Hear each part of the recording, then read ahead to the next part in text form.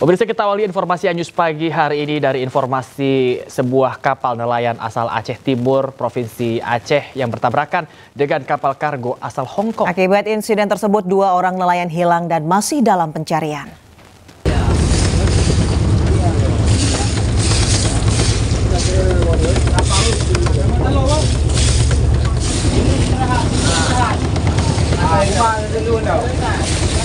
Sebuah kapal nelayan bernama KM Puga Laut asal Idicut, Kabupaten Aceh Timur, Provinsi Aceh dilaporkan hancur dan tenggelam usai bertabrakan dengan kapal kargo asal Hong Kong.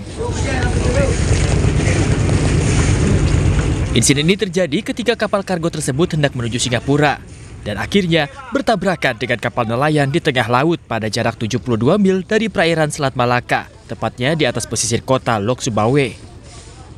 Akibat insiden ini 2 orang nelayan hilang dan 8 orang lainnya berhasil diselamatkan.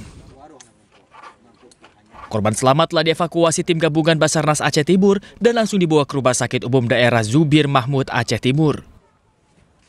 Sementara itu 2 nelayan yang dikabarkan masih hilang yaitu Saiful dan Abdurrahman hingga kini masih dalam proses pencarian di sekitar lokasi kejadian. Dari Banda Aceh, Syukri Syarifuddin, iNews melaporkan. Korban meninggal dunia akibat terbakarnya KM Barcelona 5 bertambah menjadi 5 orang. 3 korban sudah teridentifikasi, sementara 2 lainnya belum teridentifikasi.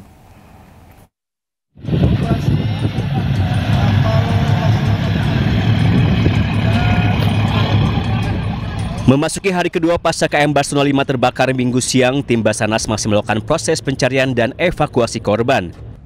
Gubernur Sulawesi Utara Julius Selvanus Komali mengatakan hingga saat ini jumlah korban meninggal dunia akibat peristiwa itu mencapai 5 orang. Ya, saya baru mendapat berita 5 orang, ya, tapi saya belum melihat. Ya. Tapi udah satu itu. Ya. Sebanyak 3 korban berhasil diidentifikasi. Mereka adalah Asna Lavea, Zakaria Tindi Gulangi, dan Juliana Gumolung. Sementara 2 korban lainnya yaitu Levi Aiba dan Hamen Langinang masih dalam proses pencarian dan belum teridentifikasi. Hingga kini tim SAR gabungan masih melakukan proses pencarian dengan mengerahkan 23 personel, terdiri dari tim Basarnas, 2 personel TNI Angkatan Laut dan 1 personel TNI Angkatan Darat. KM Barcelona 5 terbakar di Pulau Talise, Minahasa Utara saat dalam perjalanan dari Kepulauan Talaud menuju Manado. Dalam peristiwa ini total terdapat 580 penumpang termasuk kru. Seluruh penumpang yang selamat telah dievakuasi dan dirawat di 4 rumah sakit di Manado. Tim Liputan iNews melaporkan. Pemirsa, Abdul Rahman Agu, salah satu penumpang kapal Barcelona 5 yang selamat, mendapat banyak pujian masyarakat. Ia menyelamatkan seorang balita dari gendongan ibunya yang kelelahan berenang.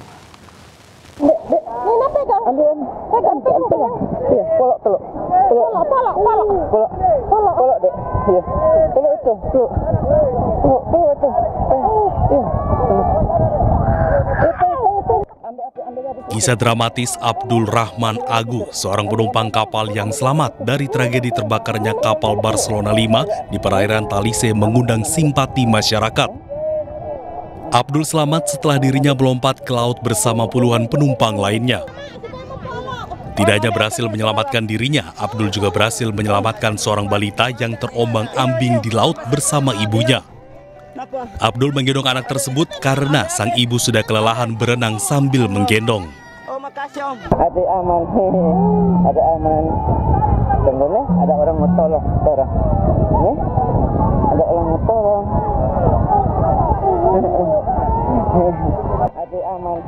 Abdul berusaha menenangkan anak tersebut yang mulai resah atas kejadian yang dialaminya. Abdul berusaha berbicara dan menghibur sang anak agar sang anak tetap tenang. Kita sudah terbawa arus, dan pada waktu itu saya mendengar ada ibu-ibu yang sedang minta tolong, dia sudah tidak mampu, dan saya langsung pergi ke arah ibu. Itu dia ada bawa anak kecil. Ibu bilang sudah tidak mampu, dia sudah kelelahan. Jadi saya langsung ambil anaknya itu. Diketahui KM Barcelona 5 terbakar pada Minggu siang. KM Barcelona 5 mengangkut 280 penumpang dan 14 anak buah kapal serta nahkoda. Belum diketahui pasti penyebab terbakarnya kapal, namun dugaan sementara kapal terbakar akibat ledakan dari ruang mesin kapal. Dari Kabupaten Minahasa, Jeffrey Ilangi, iNews melaporkan. Menteri Perhubungan Budi Purwagandi mengatakan akan mengevaluasi dan memperbaiki prosedur penyelamatan khususnya di sarana transportasi laut. Sementara untuk perbedaan data manifest dan data Basarnas, pihaknya akan terus berkoordinasi guna memastikan dengan benar jumlah penumpang yang naik. Penyelamatan kami serahkan kepada Basarnas sebagai leading sektor, untuk penyelidikan kami serahkan kepada KNKT. Ya, kami sebagai bagian dari evaluasi kami pada setiap kejadian apa yang harus kami perbaiki, kami akan prosedur keselamatannya Pak. Soalnya untuk ke Barcelona katanya untuk live rescue-nya nggak diapa oleh petugas. Kalau ada kelalaian dari perbaikan bagaimana Pak? Kalau ada kelalaian ataupun ada tindak pidana, kami serahkan kepada aparat penegak hukum. Untuk korban bisa dipastikan bahwa rumah sakit menangani secara penuh karena dari pihak jasa marga mengcover semuanya. Berarti tadi di ODSK Bapak melihat ada korban jenazah di... Oh enggak. Oh, siap. Kalau yang jenazah kami memberikan kesempatan kepada polisian untuk melakukan identifikasi. Jadi sementara saya tidak ingin mengganggu masing-masing tugas dari leading sektornya. Data manifest yang diterima tim SAR tidak sesuai dengan jumlah penumpang yang dievakuasi. Perusahaan mengirimkan sejumlah manifest sebanyak 280, tetapi tim SAR mendata sebanyak 568 orang diselamatkan dari laut.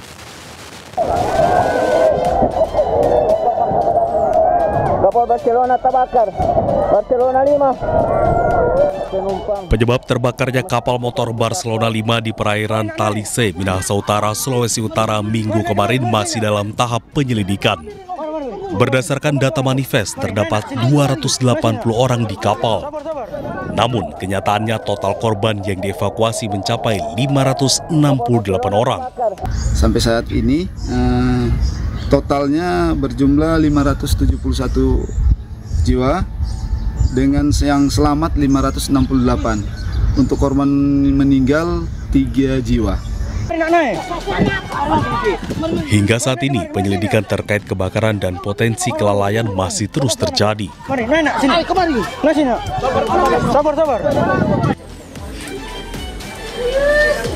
Nahas dari musibah terbakarnya kapal Barcelona 5, 3 orang meninggal dunia. Ketiga jenazah sudah diidentifikasi, salah satu korban adalah ibu hamil. Identitas korban tewas diantaranya Juliana Gumolong berusia 47 tahun, Asna Lapai berusia 50 tahun, dan Zakarias Tindi Gulangi berusia 67 tahun. Tim Liputan iNews melaporkan.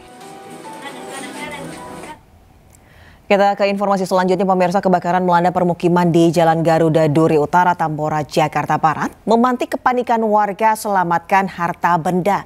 Sementara di Cilincing, Jakarta Utara, kebakaran menghanguskan warteg. Ada tuh, Pak.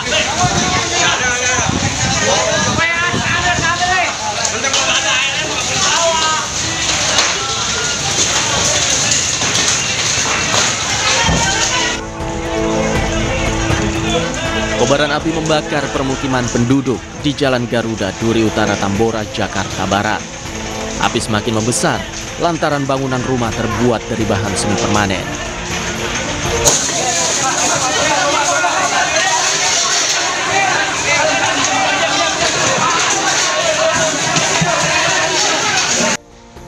Warga berjibaku memadamkan kobaran api menggunakan air seadanya. Tak sedikit pula warga menyelamatkan harta bendanya dari kobaran api.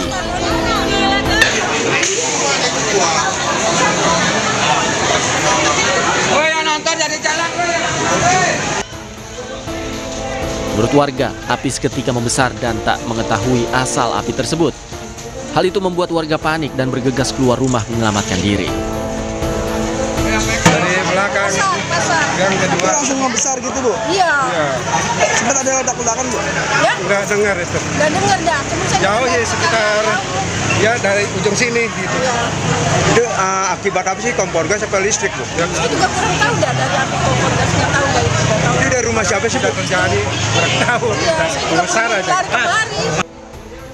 Petugas pemadam kebakaran Jakarta Barat yang tiba di lokasi berupaya memadamkan api.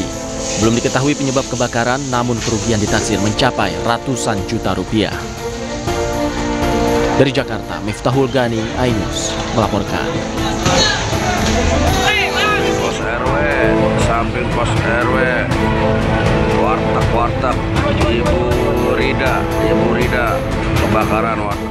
Kepulan asap beserta kobaran api begitu cepat membesar dan membakar sebuah tempat usaha warung makan atau warteg di Jalan Raya Cilincing, Jakarta Utara pada Senin pagi. Petugas pemadam kebakaran dengan sigap melokalisir api agar tidak merambat ke bangunan lain.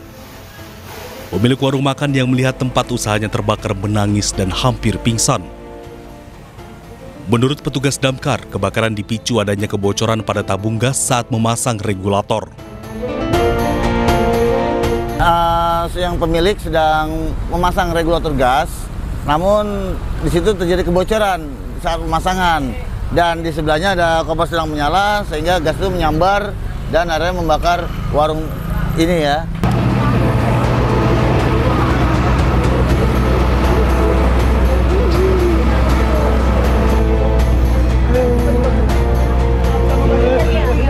Api dengan cepat membesar dan membakar 5 kios warung makan serta 1 bangunan kantor di Jalan Muara Baru Raya, Penjaringan, Jakarta Utara pada Minggu siang. Saat memadamkan api, petugas damkar mengetahui terdapat seorang korban yang terjebak di salah satu kios. Orang tua korban yang mengetahui anaknya Irawan, 22 tahun, tewas langsung histeris hingga tidak sadarkan diri. Sementara saat kebakaran terjadi, warga yang mendengar teriakan minta tolong Irawan tak berhasil menyelamatkannya karena pintu kos yang terkunci.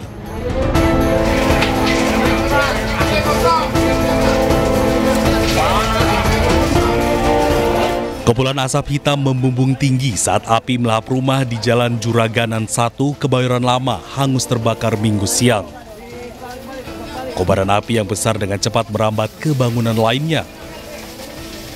Petugas yang tiba di lokasi bersama warga bahu-membahu mencoba memadamkan api. Salah satu korban kebakaran mengaku 3 rumah miliknya hangus terbakar dan tidak sempat menyelamatkan barang-barang miliknya. Diperkirakan sebanyak lebih dari 5 rumah yang hangus dalam peristiwa tersebut. Tim Liputan iNews melaporkan. Aksi unjuk rasa yang digelar pengendara ojek online di kawasan Gambir, Jakarta Pusat berlangsung ricuh. Kericuhan dipicu akibat aksi sejumlah pengendara ojol yang nekat menyalakan flare saat menyuarakan aspirasi mereka.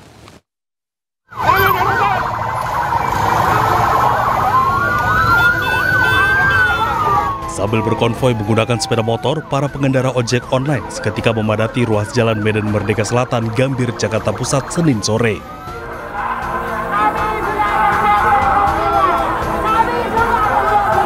Aksi sempat memanas saat aparat kepolisian mengambil paksa flare yang dinyalakan sejumlah pengemudi ojek online. Meski sempat kondusif, aksi unjuk rasa kembali memanas hingga berujung pada kericuan saat salah seorang massa kembali menyalakan flare di tengah kerumunan. Ketua Umum Asosiasi Garda Indonesia, Raden Igun Wicaksono, menyebut aksi unjuk rasa digelar sebagai bentuk desakan mereka kepada pihak aplikator untuk menurunkan potongan biaya aplikasi dari 15% menjadi 10%. Kami juga sepakat dengan Komisi 5 DPR RI yang sudah setuju bahwa potongan aplikasi 10% itu harus diberlakukan dan masih tidak bisa dijalankan karena regulator masih bertahan tidak mau menurunkan dari 15% menjadi 10%. Para pengemudi juga meminta agar pemerintah menyusun undang-undang tentang transportasi online. Mereka juga mendesak pemerintah agar merevisi aturan transportasi online. Dari Jakarta Pusat, Rani Sanjaya, iNews melaporkan. Aksi unjuk rasa terjadi antara pelajar dan mahasiswa di depan gedung SMAN 4 Kota Serang berujung ricuh pada Senin siang. Massa menuntut penindakan hukum terhadap oknum guru yang diduga terlibat kasus pelecehan dan korupsi.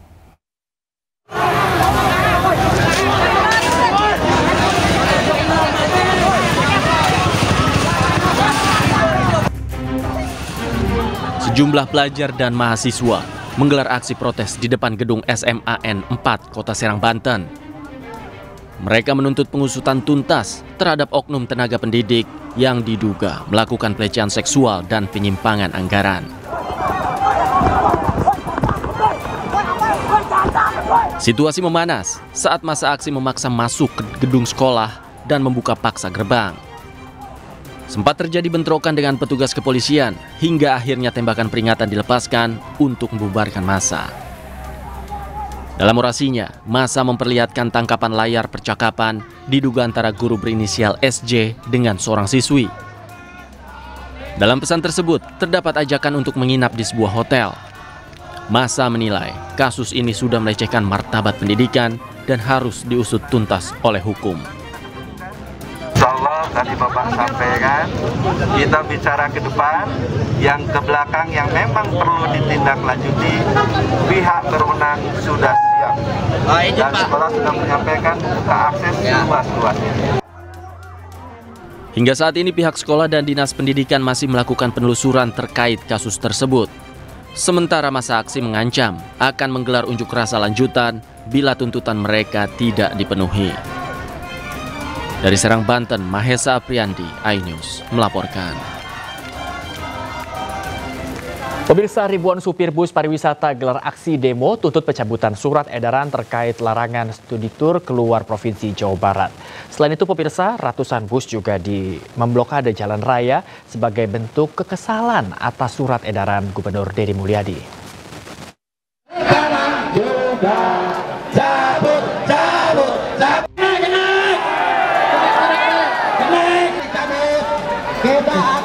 Ribuan supir bus dari berbagai daerah di Jawa Barat memadati kawasan gedung pemerintahan Provinsi Jawa Barat.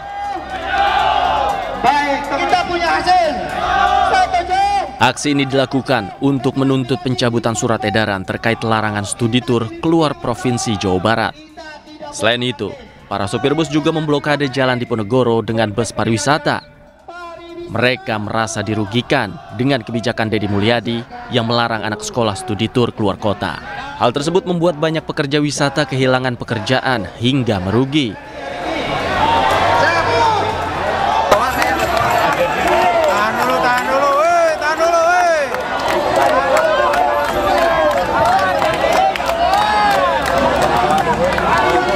Kekecewaan itu mereka lampiaskan dengan orasi dan mencoba menerobos masuk ke dalam gedung sate dengan mendorong pagar.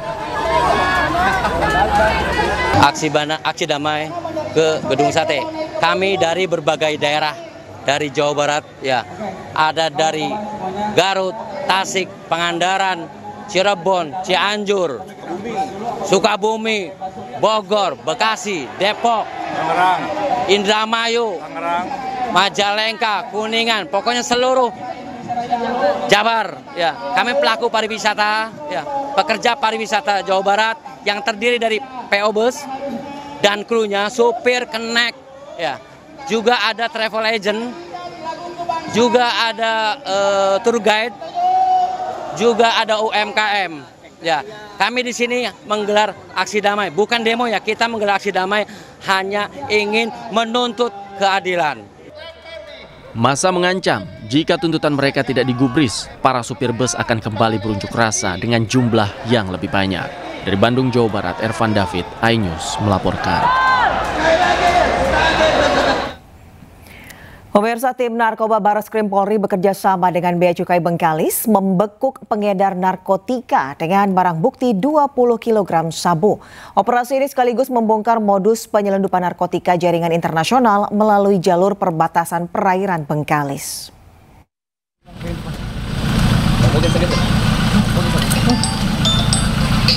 Siapa nih? Siapa? Ya, Bang. Hah? Itu siapa tuh? Siapa nih? Itu orang itu punya. Iya, Bang. Dua pelaku pengedar narkotika internasional dibekuk tim operasi gabungan Barreskrim Polri dan Bea Cukai Bengkalis saat berada di depan Balai Penyuluhan KB, Jalan Puskesmas Bandar Laksamana, Bengkalis, Riau. Bobby Leoza Herlianda dan Andre Febrianda ditangkap dengan barang bukti 2 tas ransel berisi 20 paket sabu yang dipasok dari Malaysia melalui jalur laut. Penangkapan dipimpin langsung Kasubdit 4 Narkoba Bareskrim, Komisaris Besar Polisi Handik Jusen, usai melakukan pemantauan dan pengintaian di sekitar kawasan perbatasan Bengkalis. Saat ini kedua tersangka bersama barang bukti telah dibawa ke markas Bareskrim Polri untuk proses penyidikan lanjut. Polisi juga tengah memburu pengendali jaringan berinisial Angel serta melakukan pengujian laboratorium atas barang bukti yang disita. Operasi ini sekaligus membongkar modus penyelundupan narkotika jaringan internasional melalui jalur perbatasan perairan Bengkalis. Dari Jakarta, dan Helmi Sajangbati, iNews melaporkan. Pemirsa, aksi kejar-kejaran dan tembakan polisi berkali-kali mewarnai upaya penangkapan komplotan pelaku begal di Bangkalan, Jawa Timur. Petugas berhasil meringkus 4 pelaku di lokasi berbeda. Itu, cepat. Gak dapat nomornya. Songkokan. Beginilah suasana upaya penangkapan salah satu pelaku di wilayah Pantura oleh unit Resmob Satreskrim Polres Bangkalan. Songkok. Para pelaku terlibat aksi kejar-kejaran di jalanan kampung yang cukup gelap, disertai beberapa kali tembakan karena pelaku terus berusaha kabur dari sergapan petugas.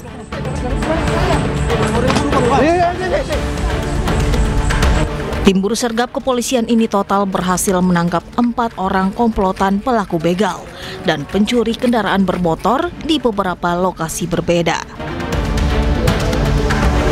Dari hasil pemeriksaan, komplotan ini sudah beraksi di banyak TKP, termasuk di kawasan Jembatan Suramadu yang kerap meresahkan masyarakat sekitar, maupun para pengendara motor yang sedang melintas, terutama saat malam hari. Untuk begal UTM, 4 tersangka sudah kami amankan, diantaranya pelaku utama, 2 orang inisial A dan F, dan juga 2 penada dan perantara inisial S dan R. Di mana untuk pelaku utama ini, terutama yang A, sudah 7 kali TKP di wilayah Bangkalan dan juga Surabaya. Tersangka pelaku utama dijerat pasal 365 tentang pencurian dengan kekerasan dan dengan ancaman hukuman 9 tahun penjara. Sementara 2 tersangka lainnya dijerat pasal 480 KUHP tentang tindak pidana penadahan barang hasil curian dengan ancaman hukuman 4 tahun penjara.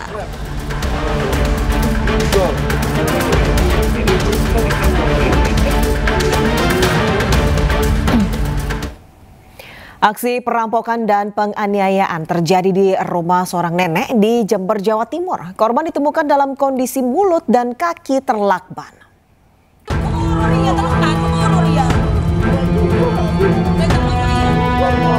Warga Desa Mayangan, Kecamatan Gumuk Mas, Jember dikejutkan dengan teriakan salah satu warganya yang mengalami perampokan disertai penganiayaan. Korban wanita lansia berusia 61 tahun ditemukan dalam kondisi mulut dan kaki terlakban. Bahkan korban juga alami luka senjata tajam di bagian kepala. Kejadian diperkirakan pukul 2 pagi, 3 pelaku menggunakan penutup wajah masuk ke dalam rumah dengan pintu yang tidak terkunci. Para pelaku menganiaya 2 penghuni rumah. Akibatnya sejumlah perhiasan, uang tunai dan 2 sepeda motor korban berhasil dibawa kabur pelaku dengan total kerugian mencapai 160 juta rupiah. Di situ itu dianiaya lah semuanya. Pertama itu nggak dimintain uang, bilang nggak diminta. Terus itu langsung mukul. Langsung mukul, nggak tanya-tanya? Iya, nggak tanya-tanya, langsung mukul. Langsung mulanya. Terus habis itu minta uang, terus minta perhiasan. Sama ibu.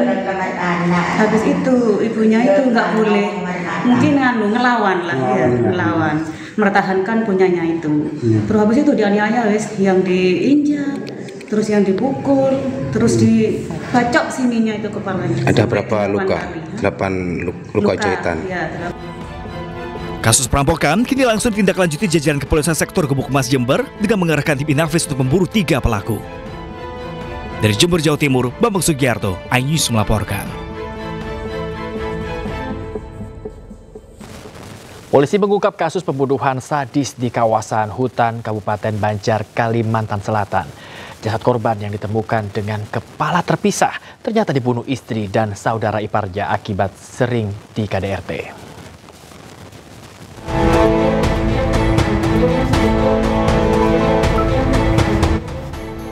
Polres Banjar berhasil mengungkap kasus pembunuhan sadis di kawasan hutan di Desa Paramasan, Kabupaten Banjar, Kalimantan Selatan.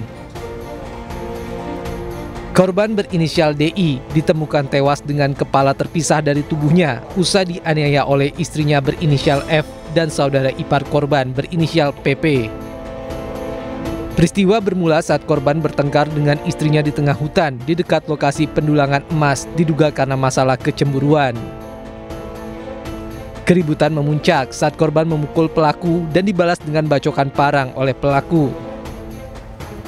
Kejadian itu disaksikan oleh PP yang merupakan kakak kandung pelaku. Tak terima adiknya menerima KDRT, kakak pelaku ikut menganiaya korban hingga tewas. Motif daripada kejadian ini adalah adanya cemburu, sehingga terjadi cekcok, sehingga terjadi kasus tersebut. Akibat perbuatannya, kedua pelaku dijerat pasal 338 KUHP, subsidiar pasal 170 ayat 2 ketiga KUHP dengan ancaman hukuman maksimal 15 tahun penjara.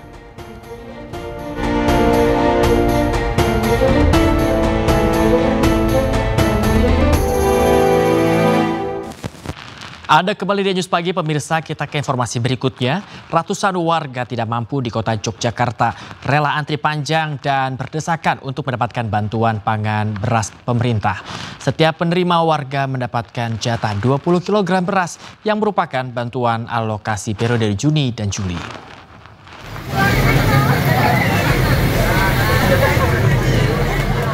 Kantor Kecamatan Mantri Joroan Kota Yogyakarta ini ramai dipenuhi warga yang rela antri panjang dan berdesakan untuk mendapatkan paket bantuan pangan beras yang disalurkan Bulog wilayah Yogyakarta Minggu siang.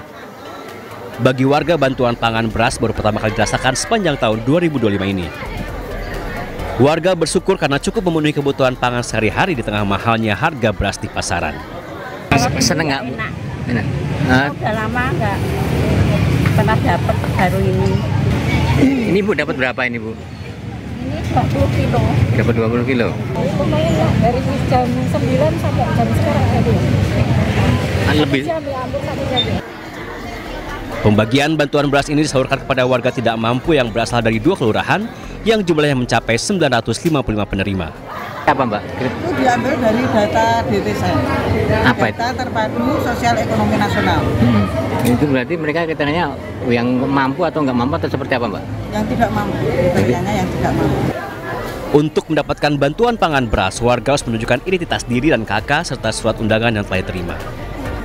Dari Yogyakarta, Gudanto Farhan, iNews melaporkan. Pemirsa, pemerintah terus mengungkap praktek beras oplosan. Presiden Prabowo pun tegaskan akan menindak tegas pengoplos beras.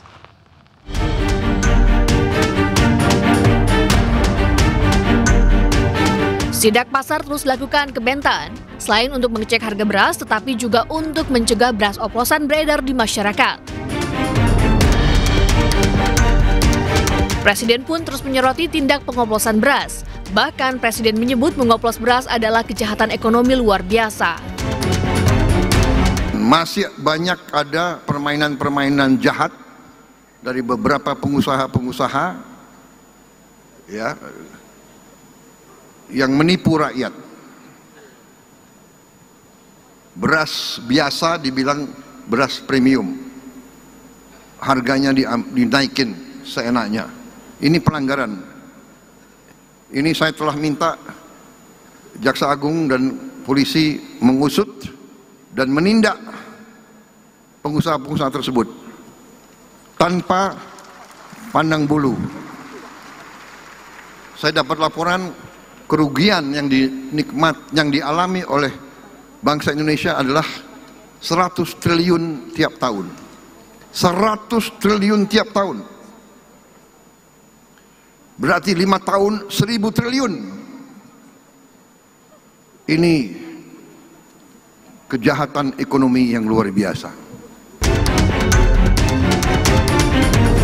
Menteri Pertanian Andi Amran Sulaiman sempat buka-bukaan di depan anggota DPR RI. Mentan menyebut ada belasan pegawai Kementan yang diduga terlibat dalam praktek beras oplosan. Mereka pun telah menonaktifkan para pegawai ini.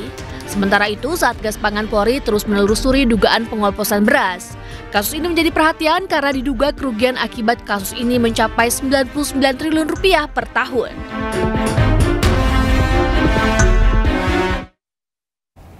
Ya pemirsa, Presiden Prabowo resmi meluncurkan Koperasi Desa Merah Putih. Peluncuran dilakukan di Klaten, Jawa Tengah. Tangan, Kecamatan Wonosari, Kabupaten Klaten, Jawa Tengah.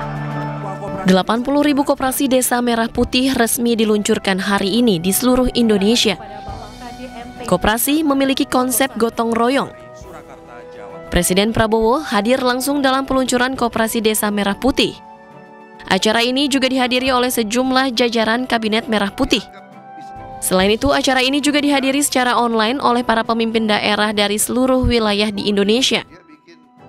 Presiden Prabowo soroti tindakan serakah para koruptor, bahkan memberi istilah baru yaitu serakahnomics.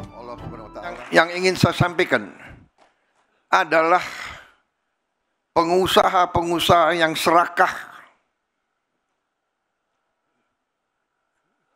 Kita perlu pengusaha. Saya pengusaha sebelum saya masuk politik. Tapi ini sudah bukan pengusaha yang benar. Ini bukan bisnis. Ini bukan entrepreneurship. Ini adalah keserakahan. Ini adalah serakah. Jadi ini bukan mazhab ekonomi lagi. Ini nggak diajarkan di fakultas-fakultas. Ada yang mengatakan ada mazhab ekonomi liberal, neoliberal, klasik, pasar bebas, sosialis, ekonomi komando, dan sebagainya. Ini bukan, ini tidak, ini lain. Ini saya beri nama serakahnomics. Ini adalah serakahnomics. Ini tidak perlu kita kasih perlakuan yang baik. Saya sudah kasih warning berkali-kali, sekian bulan. Tolonglah patuhi ketentuan, patuhi undang-undang. Masa tega petani setengah mati?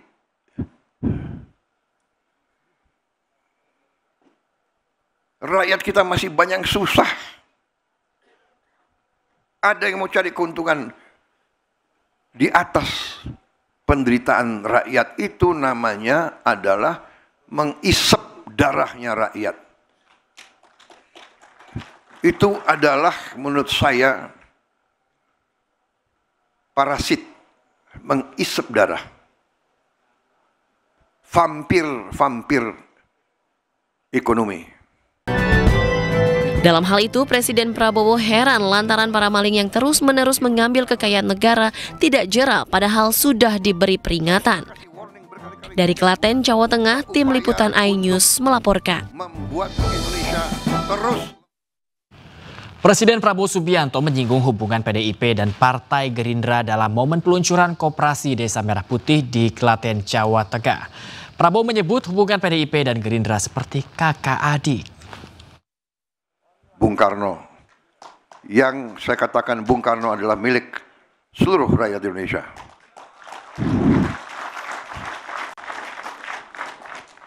Nuhun sewu Mbak Puan. Bung Karno bapak saya juga.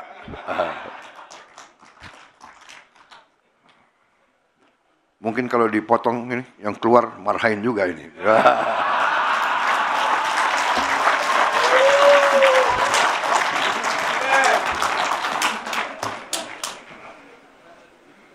Memang ini sebenarnya PDIP sama Gerindra ini kakak adik ini kira-kira. Tapi benar, kita ini karena apa ya? Demokrasi kita kan diajarkan oleh negara Barat, jadi nggak boleh koalisi satu itu memang benar. Harus ada yang di luar, ya kan? Ngoreksi kita gitu, ngoreksi. Tapi ya. Ke informasi selanjutnya, pemirsa, Kejagung kembali menetapkan 8 tersangka kasus korupsi pemberian kredit PT Sritex. Penetapan tersangka setelah penyidik melakukan gelar perkara. Dari 8 tersangka, 7 diantaranya pejabat Bank DKI, BJB, dan Bank Jateng. Maka pada hari ini telah dilakukan pemeriksaan terhadap 8 orang saksi yang dipanggil pada hari ini. Penyidik berkesimpulan telah melakukan gelar perkara juga menetapkan 8 orang tersangka. Ke-8 tersangka tersebut yang pertama AMS selaku Direktur Keuangan PT Sritex periode 2006-2023. Yang kedua BFW selaku Direktur Kredit UMKM merangkap Direktur Keuangan pada PT Bank DKI Jakarta tahun 2019 sampai dengan tahun 2022.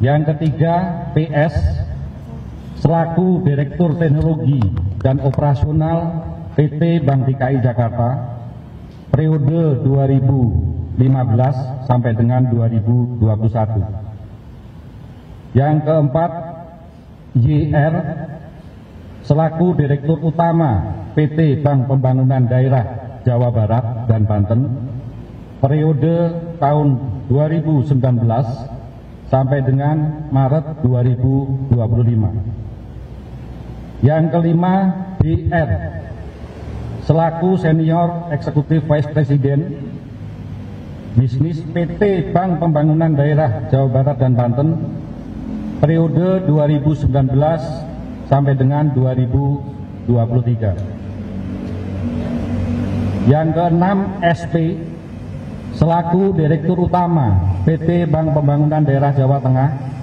periode 2014 sampai dengan 2023.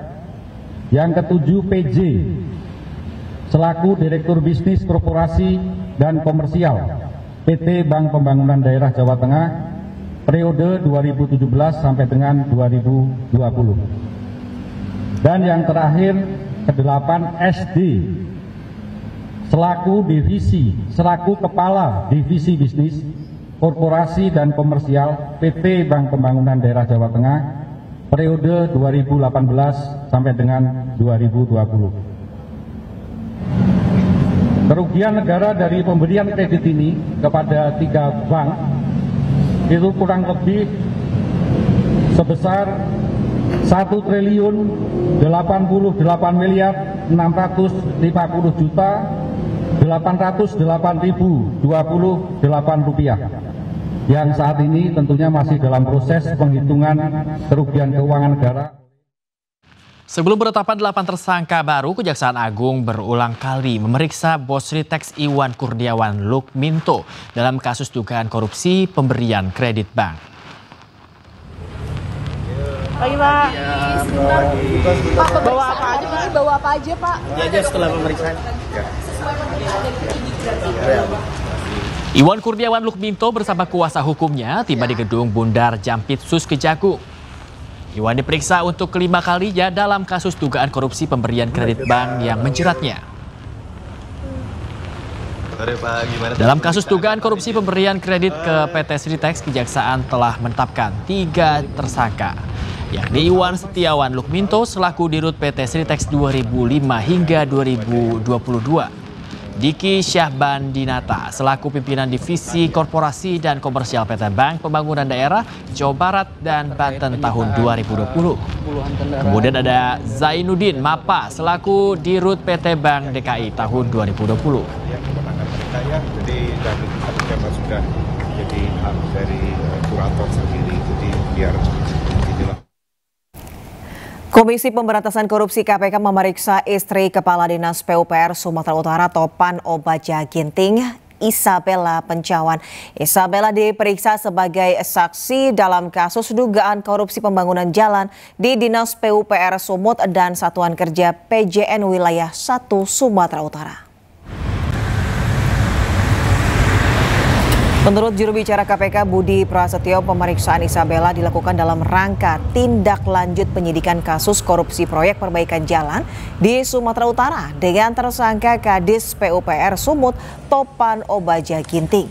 Dalam pemeriksaan ini penyidik mempertanyakan mengenai uang 2,8 miliar rupiah dan 2 senjata api yang ditemukan penyidik KPK saat melakukan penggeledahan di rumah tersangka Topan Obaja Ginting. Ini Saudara Isa diperiksa sebagai saksi dalam perkara dugaan korupsi pembangunan proyek-proyek jalan dan reservasi di wilayah Sumatera Utara.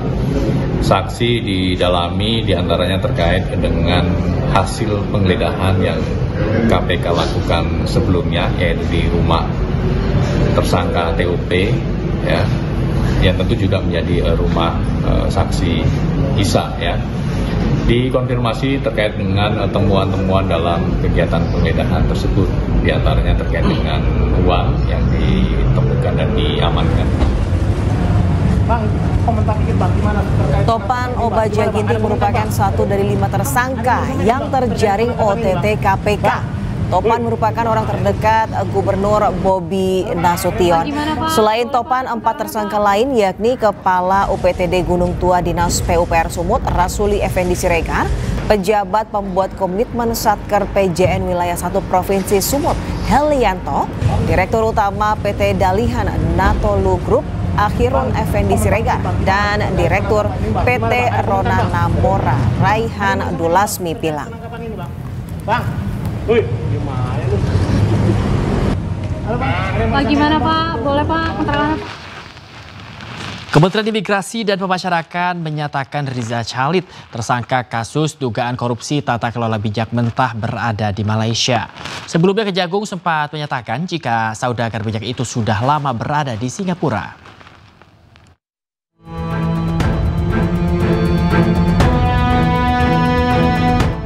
Hampir 2 pekan setelah ditetapkan sebagai tersangka dalam kasus dugaan korupsi tata kelola minyak mentah, Kejaksaan Agung belum juga berhasil menangkap Riza Khalid. Sebelumnya, Kejagung menyatakan ayah Keri Ardianto yang juga tersangka dalam kasus yang sama itu diduga berada di Singapura. Untuk itu kami sudah kerjasama dengan perwakilan Kejaksaan Indonesia di luar negeri, khususnya di Singapura. Sementara itu, Wakil Menteri Imigrasi dan Pemasyarakatan Silmi Karim menyatakan sudah mengendus keberadaan Riza Khalid. Saudagar minyak itu rupanya selama ini berada di Malaysia. Dari catatan imigrasi, Riza Khalid sudah berada di Malaysia sejak Februari 2025 atau sebelum Kejaksaan Agung mengeluarkan surat pencekalan. Kementerian Imigrasi dan Pemasyarakatan juga memastikan akan berkoordinasi dengan otoritas imigrasi dan kepolisian Malaysia untuk memantau Riza Khalid. Riza Khalid menjadi satu dari 18 tersangka dalam kasus dugaan korupsi tata kelola minyak mentah dan produk kilang PT Pertamina. Kejagung mencatat akibat persekongkolan jahat itu, negara dirugikan hingga 285 triliun rupiah. Tim Liputan iNews melaporkan. Kejaksaan Agung mengajukan surat ekstradisi untuk tersangka Juristan yang disebut sedang berada di luar negeri. Sementara masyarakat anti korupsi menyebut ex anak buah Nadiem tersebut berada di Australia.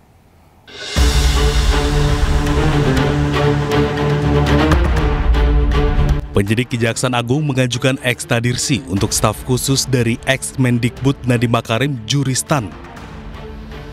Juristan merupakan satu dari 4 tersangka korupsi laptop di era Menteri Nadiem periode 2019-2022. Sebelumnya, Koordinator Masyarakat Anti Korupsi atau MAKI, Bonyamin Saiman, menduga Juristan berada di Australia. MAKI mendesak agar Kejagung segera memasukkan Juristan ke daftar Red Notice Interpol agar segera ditangkap dan dibawa ke Indonesia.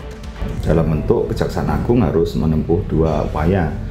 Pertama, Red Notice ke Interpol supaya segera ditangkap oleh polisi setempat di negara tersebut atau melalui negara langsung tersebut bilateral. Dan dugaan saya Juristan ada di Australia.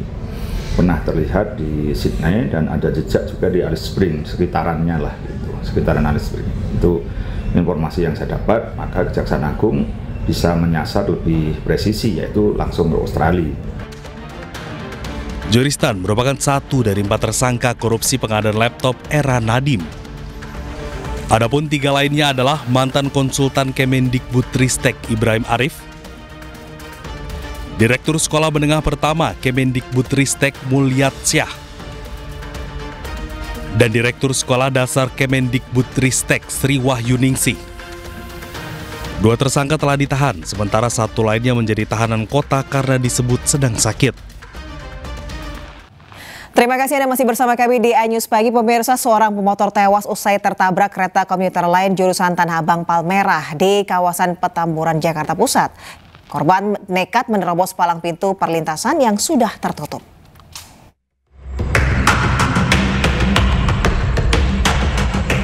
Warga Jalan Administrasi Negara 1 Kelurahan Petamburan, Kecamatan Tanah Abang, Jakarta Pusat dikejutkan dengan tewasnya seorang pengendara motor usai tertabrak kereta komuter lain jurusan Tanah Abang Palmerah pada Senin malam. Kerasnya hantaman membuat sepeda motor korban ringsek parah. Polisi datang ke lokasi langsung melakukan identifikasi dan mengamankan barang-barang korban. Menurut warga, kecelakaan berawal saat korban melaju dari Tanah Abang menuju Petamburan. Sesampainya di pintu perlintasan kereta swadaya, korban nekat menerobos palang pintu perlintasan yang sudah tertutup. Korban dan kendaraannya tertabrak hingga terpental sejauh 50 meter dari lokasi kejadian. Selanjutnya jasad korban dibawa ke Rumah Sakit Cipto Mangunkusumo, Jakarta Pusat untuk diotopsi. Sementara kendaraan dan barang bawaan milik korban diamankan pihak kepolisian. Dari Jakarta, Rizky Falupi, iNews melaporkan. Kebakaran melanda permukiman di Jalan Garuda Duri Utara, Tambora, Jakarta Barat memantik kepanikan warga selamatkan harta benda. Sementara di Cilincing, Jakarta Utara, kebakaran menghanguskan warteg. Ada tuh, Pak.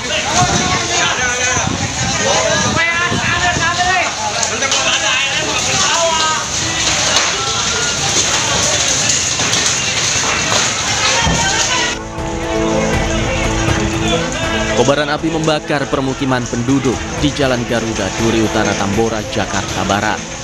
Api semakin membesar lantaran bangunan rumah terbuat dari bahan semi permanen.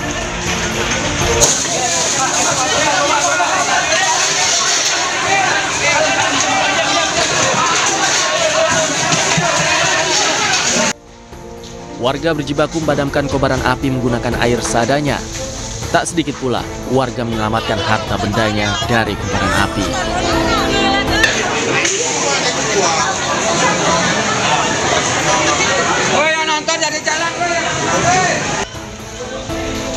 Menurut warga, api seketika membesar dan tak mengetahui asal api tersebut. Hal itu membuat warga panik dan bergegas keluar rumah menyelamatkan diri. Dari belakang, yang kedua langsung membesar gitu, Bu? Iya. Sempat ada ledak-ledakan, Bu? Ya? Nggak dengar itu. Nggak dengar dah. Jauh sih, sekitar ya dari ujung sini gitu. Ya. Itu akibat apa sih, kompor gas atau listrik, Bu? Ya. Saya juga kurang tahu dah dari api kompor gas, nggak tahu dari itu. Ini dari rumah siapa sih sudah terjadi? Kurang tahu. Iya, saya juga kurang lari. Tugas pemadam kebakaran Jakarta Barat yang tiba di lokasi berupaya memadamkan api. Belum diketahui penyebab kebakaran, namun kerugian ditaksir mencapai ratusan juta rupiah.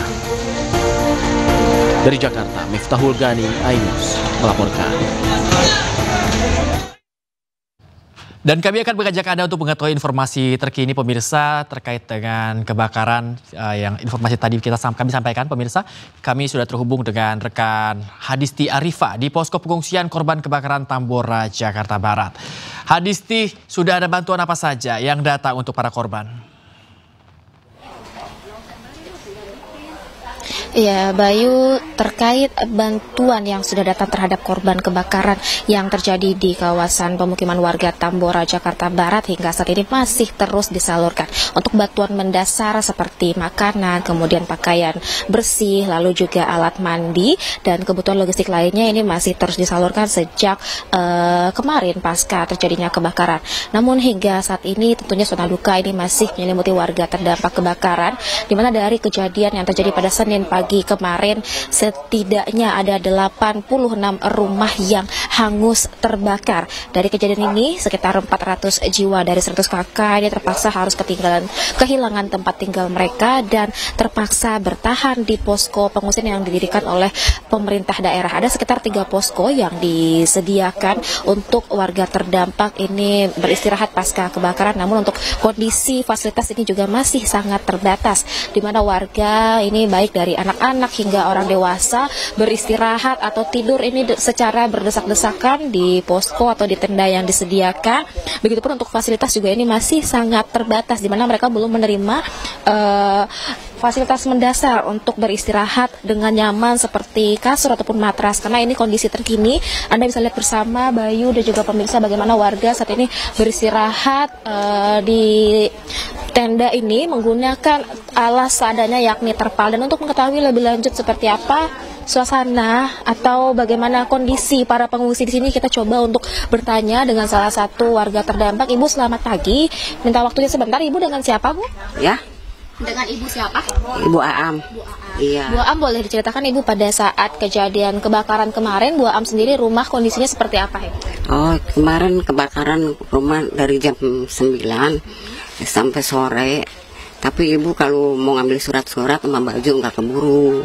Soalnya Ibu dia ada kerjaan, disusulin sama ini sama bos, dibilangin ada kebakaran. Nggak tahu Ibu udah pulang, api udah besar.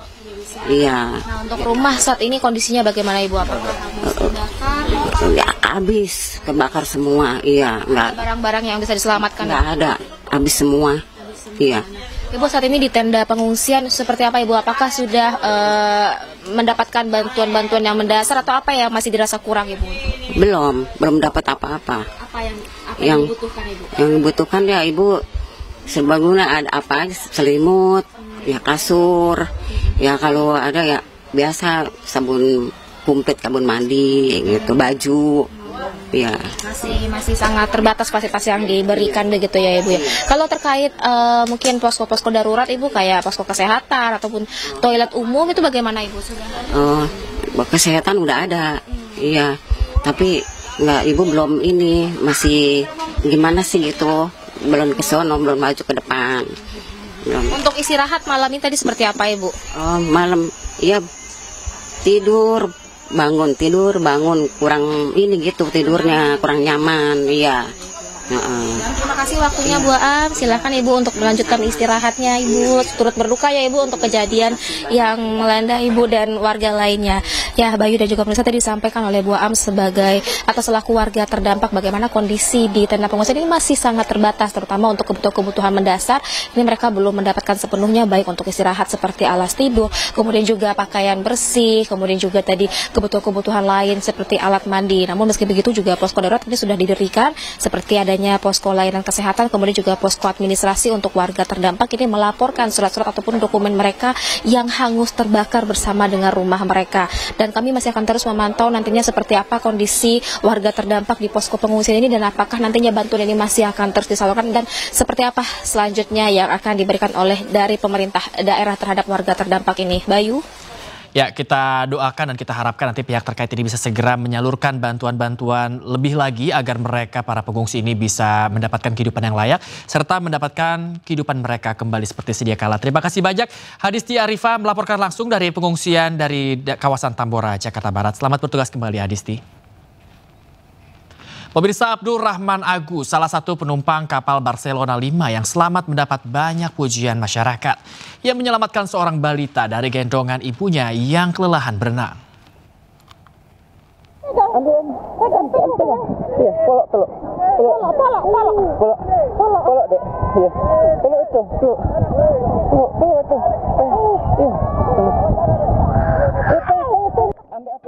Kisah dramatis Abdul Rahman Agus, seorang penumpang kapal yang selamat dari tragedi terbakarnya kapal Barcelona 5 di perairan Talise mengundang simpati masyarakat. Abdul selamat setelah dirinya melompat ke laut bersama puluhan penumpang lainnya. Tidak hanya berhasil menyelamatkan dirinya, Abdul juga berhasil menyelamatkan seorang balita yang terombang-ambing di laut bersama ibunya. Abdul menggendong anak tersebut karena sang ibu sudah kelelahan berenang sambil menggendong. kasih Om. Ada aman, ada aman. Tunggu ada orang mau tolong, orang. Ada orang mau tolong. Ada aman. Abdul berusaha menenangkan anak tersebut yang mulai resah atas kejadian yang dialaminya. Abdul berusaha berbicara dan menghibur sang anak agar sang anak tetap tenang.